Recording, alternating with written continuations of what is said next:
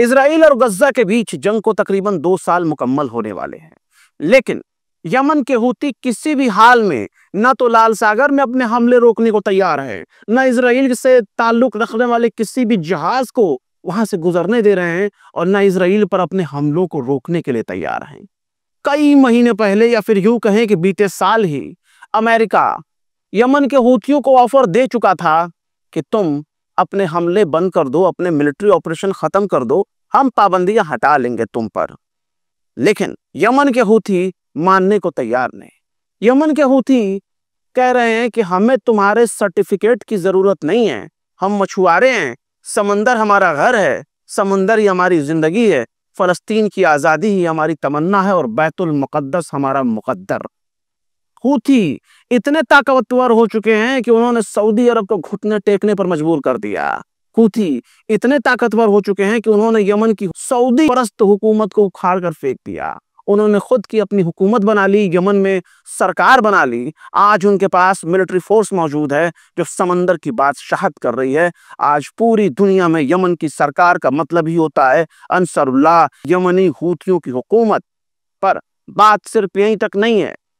Yemen के Houthi एक ऐसी वाहिद ताकत बन चुके हैं जो इजराइल से सीधा टक्कर ले रहे हैं, जो समंदर में रहकर भी इजराइल का मुकाबला कर रहे हैं। यमन का अंसरुल्लाह ही इस वक्त सीना तान कर खड़ा है, जो आए दिन किसी न किसी बैलिस्टिक मिसाइल को इजराइल पर दाग देता है। यमन के हूती इजराइल के लोगों की कच्ची नींद तोड़ देते हैं, उन्हें जगा देते हैं, उन्हें उठकर भागना पड़ता है, कच्ची नींद में ही बंकर की तरफ दौड़ना पड़ता है। रोजाना उनके रातों की नींद हराम हो रही है। इजराइल में ऐसी कोई भी रात सुकून से नहीं गुजर रही जब उनको गहरी नींद से उठकर भागना नहीं पड़ता। इजराइल के लोगों को आधी रात में उठकर बंकर की तरफ दौड़ना पड़ता है। अब तो एक बार फिर से यमन के हूतियों ने फलस्तीनी 2 हाइपरसोनिक बैलिस्टिक मिसाइल से हमला किया है। इसके साथ ही उन्होंने 2 ड्रोन भी तेल अवीव पर दागे हैं। उनका निशाना था बेन गुरियन इंटरनेशनल एयरपोर्ट, यानी इजराइल का बेन गुरियन एयरपोर्ट। यमनी आर्म फोर्स के मिलिट्री प्रवक्ता ब्रिगेडियर जनरल यहया सारी ने अपने बयान में कहा है कि उनके मिसाइल ने इजराइल के इंटरसेप्शन सिस्टम को चकमा दे दिया और उन्होंने अपने हदफ को हासिल कर दिया। यानी यहया सारी का कहने का सीधा सा मतलब यह है कि हमने अपने टारगेट को हिट कर दिया, मुकम्मल तौर पर हम कामयाब हुए। यहया सारी ने कहा कि इस हमले से इजरायली मिलिट्री में खलबली मच गई और लाखों इजरायलियों को शेल्टर की तरफ भागने के लिए मजबूर होना पड़ा, यहां तक कि उनको अपना बेन गुरियन एयरपोर्ट भी बंद करना पड़ा। यानी उनके कहने का सीधा सा मतलब यह है कि यमनी मिसाइल की वजह से इजराइल की फौज में अफरा तफरी मच गई, हड़कंप मच गया, लाखों इजरायलियों को बम शेल्टर की तरफ भागना पड़ा, यहां तक कि बेन गुरियन एयरपोर्ट की सर्विस को भी सस्पेंड करना पड़ा। यही वो दिक्कत है जिसे इजराइल चाह करके भी अपनी जबान पर नहीं ला सकता, वरना दुनिया एक बार फिर से इजराइल और अमेरिका की ताकत को शक की निगाहों से देखना शुरू कर देगी। क्योंकि 12 दिन की जंग के दौरान ईरान ने पहले ही इनको ठोक पीट कर सीधा कर दिया। काश ईरान ने सीज फायर की शर्तों में अगर गजा का थोड़ा सा भी ख्याल किया होता तो आज गजा पर इजराइल का कब्जा करने का ऐलान ना हो रहा होता। हर मुल्क को अपनी अपनी सियासत कुछ ज्यादा ही प्यारी है। फलस्तीन किसे प्यारा है, बयानों और हकीकत में फर्क होता है। खैर, यहया सारी ने अपने बयान में कहा कि उनकी एयरफोर्स ने ड्रोन के जरिए जाफा और अश्कलोन में मिलिट्री ठिकाने और कई अहम मकामात को निशाना बनाते हुए 2 इजाफी मिलिट्री ऑपरेशन अंजाम दिए। यहया सारी ने इस बात पर जोर दिया है कि दोनों ऑपरेशन बिल्कुल कामयाब रहे। आखिर में यहया सारी ने कहा कि हम फलस्तीन और फलस्तीनी मुजाहिमत यानी रेजिस्टेंस के साथ हैं और इजराइल के जुल्म सितम बर्बरियत का ऐसे ही जवाब देते रहेंगे। इजराइल ने भी यमन के हमले को रोकने के बड़े बड़े दावे कर दिए। अब आप सोचकर बताइए कि इजराइल का जवाब क्या होगा। वही एक लाइन का रटा रटाया जवाब। मिसाइल और ड्रोन की वजह से इजराइल में सायरन बजने लगा, हमने उस ड्रोन को, उस मिसाइल को रोक दिया, कोई जानी माली नुकसान नहीं हुआ। टाइम्स ऑफ इजराइल ने अपनी खबर में बताया है कि यमन के हूतियों ने जिस वक्त मिसाइल दागी उस वक्त सेंट्रल इजराइल के ज्यादातर इलाकों में सायरन बजने लगा, क्योंकि उस वक्त कई लोग जुमे की शाम में शब्बत खाने पीने की तैयारी में बैठे हुए थे। आईडीएफ का दावा है कि मिसाइल शायद नीचे उतरते वक्त हवा में टूट गया होगा। इजरायली इलाकों में उसके टुकड़े बिखर गए, जिनको रोकने के लिए कई इंटरसेप्टर मिसाइल दागी गई, जिसकी वजह से सेंट्रल इजराइल में कई जगहों पर उसके टुकड़े गिरे।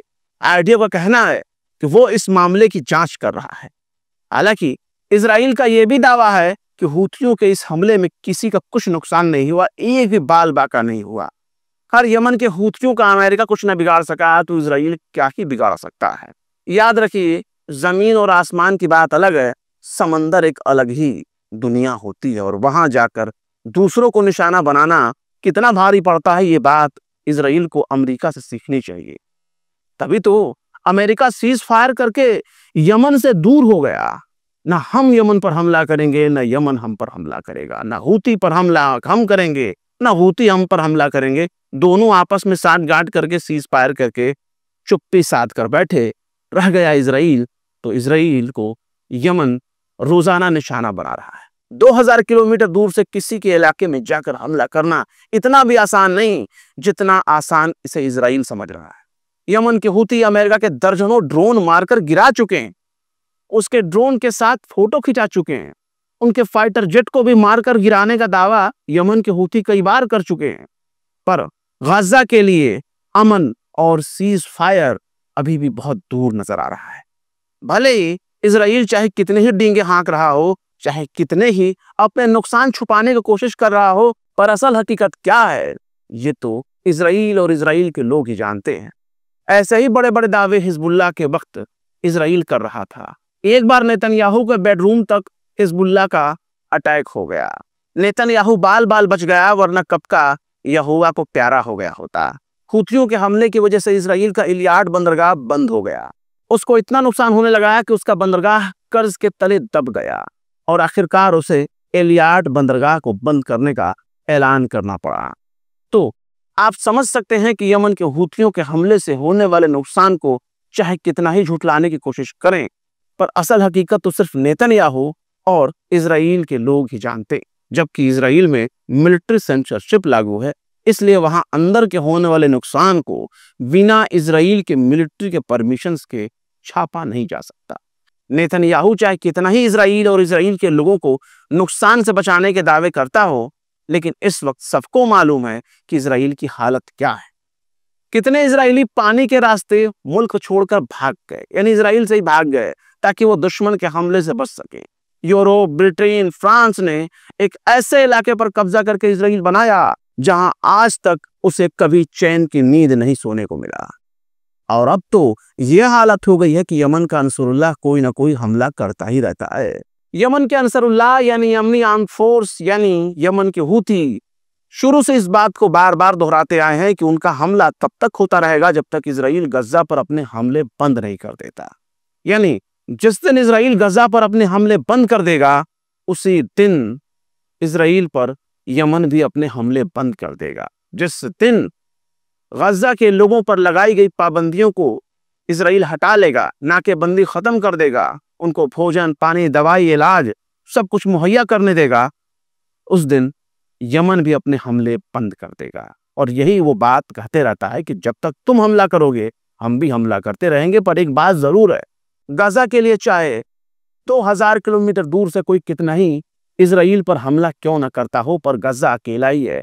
अब तक एक ही मर्द मुजाहिद था जिसका नाम है शाह फैसल शहीद, जो बतौर मुल्क इजराइल और अमेरिका का नाम सुनना भी पसंद नहीं करते थे।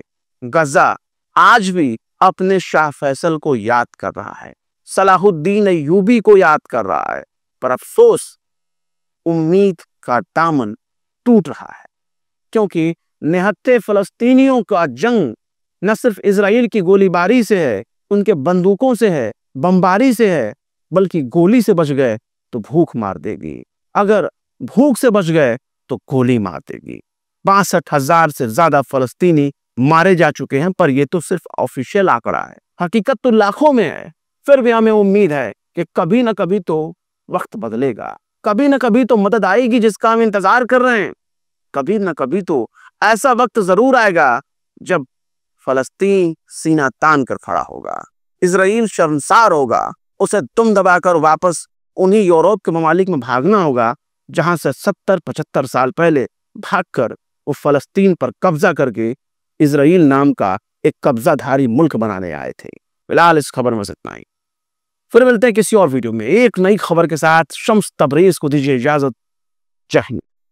अगर अभी तक आपने हमारे चैनल टाइम्स मेल को सब्सक्राइब नहीं किया है तो जल्दी से सब्सक्राइब कर दें और बेल आइकन भी प्रेस कर दें।